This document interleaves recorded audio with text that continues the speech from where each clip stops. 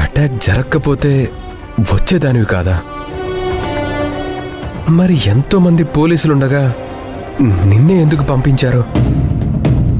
నువ్వు ఇంటికి రావాలని పావులు కదిపితేనే కదా నువ్విక్కడికి వచ్చింది. లేకపోతే నువ్విక్కడ ఉండేదానివి కాదనుకుంటా.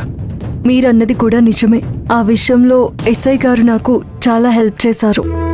అంటే ఒకవైపు డ్యూటీ, మరోవైపు భార్య డ్యూటీని కూడా నిర్వర్తించడానికి వచ్చావా?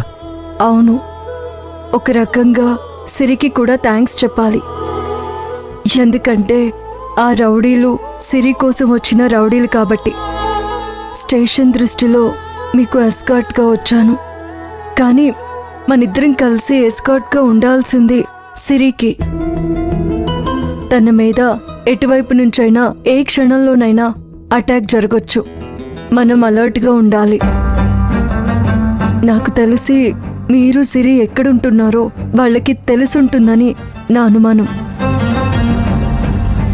సిరిని జాగ్రత్తగా చూసుకోవాలి. వీలైనంత వరకు సిరిని ఒంటరిగా ఉండనివ్వకూడదు. సరే మంజు, వస్తాను.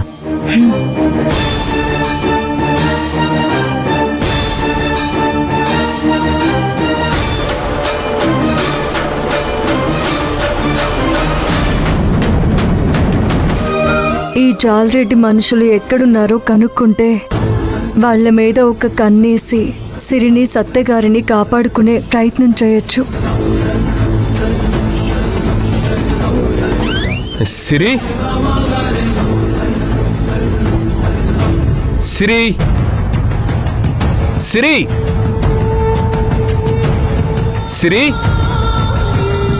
సిరి, సిరి.